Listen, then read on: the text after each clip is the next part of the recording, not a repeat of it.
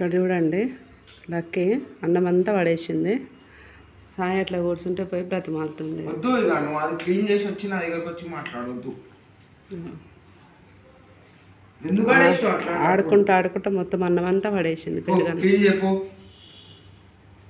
చేసినప్పుడు గుర్తుకు రావా ఇవన్నీ? ఇప్పుడు వచ్చి ఇట్లా ముందరికి వచ్చి కూర్చును అట్లా అంతా ఇగో ఇంత అన్నం వేస్ట్.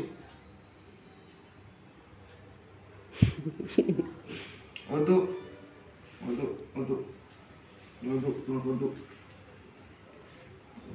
వద్దు.